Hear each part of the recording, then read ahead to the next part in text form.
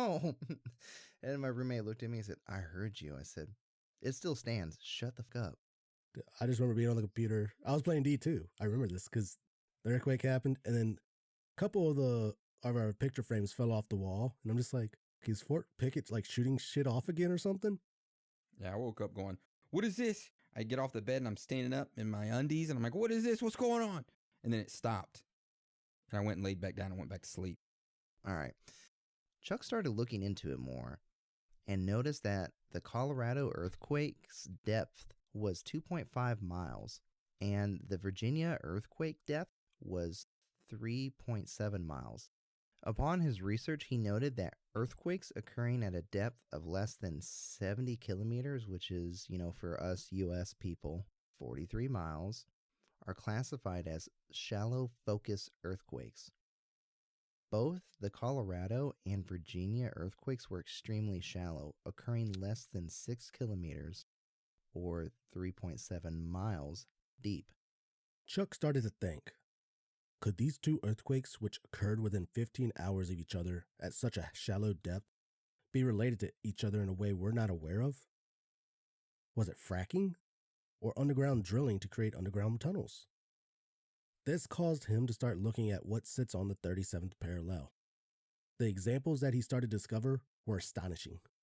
Some of the things that sat on this 37th parallel were the Mono Lake UFO sightings in California, Area 51 in Nevada, the U.S. Naval Undersea Warfare Base in Hawthorne, Nevada, Taos, home of the Taos Hum in New Mexico, the 1948 UFO crash in Aztec, New Mexico, the 1897 Leroy, Kansas Coffee County cattle mutilation, the 2000 Black Triangle UFO sighting in Illinois, the 1948 Mantell UFO encounter in Kentucky, the 1980s mass UFO sightings in Virginia, Fort Knox in Kentucky, the Greenbrier massive underground bunker for Congress in Virginia, and much more.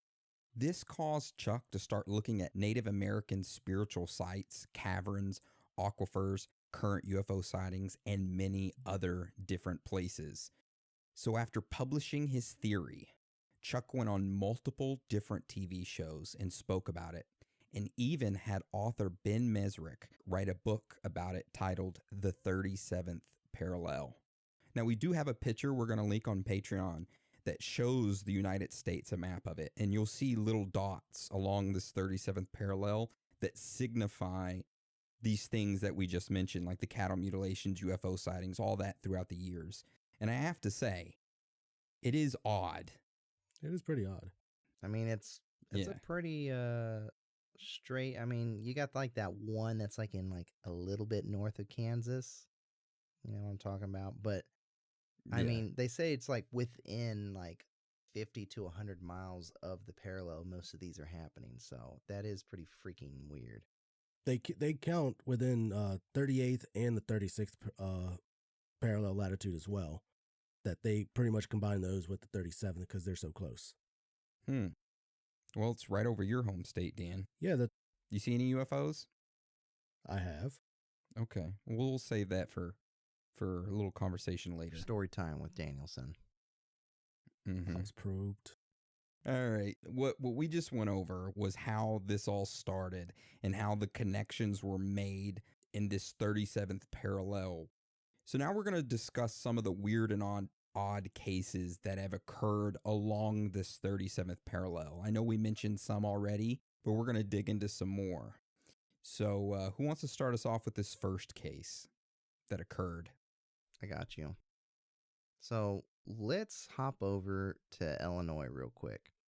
One of the most recent activities and well-documented cases of the 37th parallel activity happened in O'Fallon, Illinois on January 5th, 2000. O'Fallon Dispatch received a call from a gentleman saying that he saw strange and suspicious lights over the city of Highland, Illinois, which is about 20 minutes away from O'Fallon. He said he saw these lights heading toward Lebanon, Illinois. So dispatch sent an alert out to any police in the area to be on the lookout. And Officer Barton picked up the call and started to search for the lights. The dispatcher, believing this call to be a hoax, was shocked when Officer Barton radioed in and confirmed what the call reported. So we actually have the recording of the 911 dispatch call from that night. So we're going to take a listen to that right now. Lebanon just received a call from Highland PD. Reference to a truck driver just stopped in and said there was a flying object in the area of Lebanon. It was like a two-story house. It had white lights and red blinking lights, and it was last seen southwest over Lebanon. Leslie, could you check the area? It's a joke, right? No, this is not a joke. I just got off the phone with Nancy from Highland PD. Or did they say if the truck driver was DUI or anything? He said he was serious. 10-4 now. Just a quick question. If I happen to find it, what am I supposed to do with it? If I see it, I'm not saying a word. Also be advised that the last thing that went over Lebanon, this was approximately 5 minutes ago, was a military cargo plane. It looked like a C-5. Affirmative, it's the air recognition lights. It's got green, red, and also white. So be advised, there's a very bright white light east of town. Looks like it's just east of Summerfield. And it keeps changing colors. I'll go there and see if maybe it's an aircraft. It doesn't look like an aircraft, though. Ground 5404. If you would you contact Scott Air Force Base to see if they have anything flying in this area, please? So that police officer was like, what am I supposed to do with it when I find I ain't it? saying anything if I do. Man. I was just like how confused. You sure the truck driver wasn't DUI? No, he was serious. Now this isn't really a well-known story, and it didn't gain much media coverage until around 2014 when Chuck Zukowski interviewed the dispatcher from that night.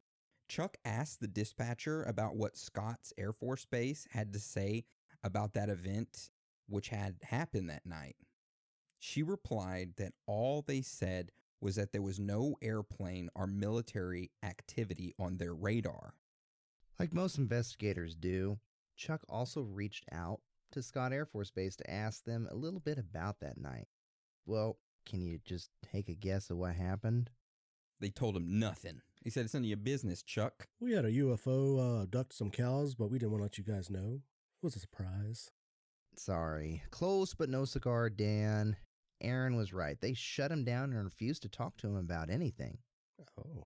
Well, Chuck wanted to see if he could find more evidence other than this 911 dispatch recording about the UFO, and guess what? He actually did. Chuck interviewed State Detective Lupino, who witnessed the UFO that night.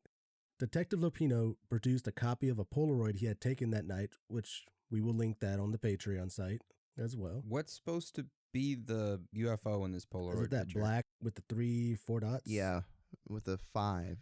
Holy smokes, that's low. I thought that was like some lights on the street. So according to most of the reports, it was only about 200 or 300 feet from the ground. I'm going to throw this photo in Photoshop real quick and turn the brightness. But you can see the 5th dot that's covered up by that flagpole. Yeah. How do you tell people about this? Does the police chief just sit you down and say, hey, what you saw that night? Don't fucking say a word. All right, I'll put you on desk duty. I'll make you a desk jockey for a month. Ain't nobody gonna believe you. From what airline pilots say, if they report that they saw a UFO, they get banned. They get grounded.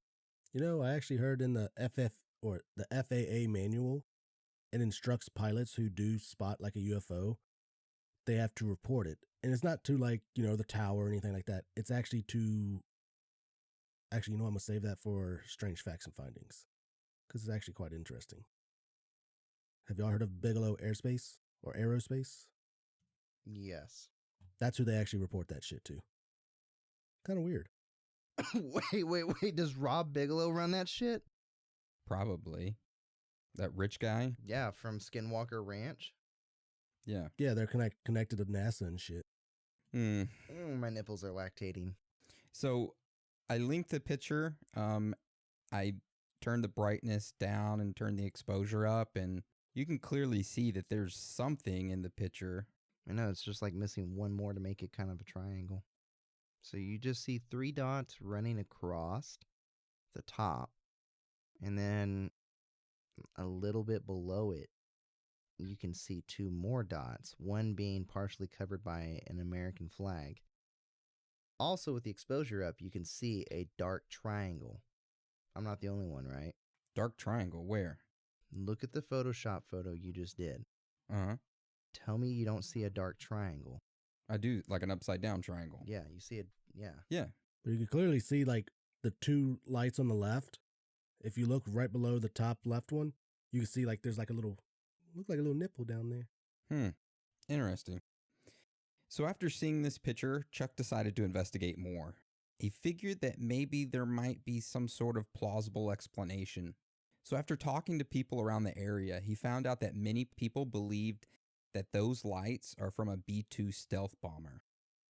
This could be an almost reasonable theory because in Whitman Air Force Base in Missouri, just next door to Illinois, is where the B-2 bombers are mostly based.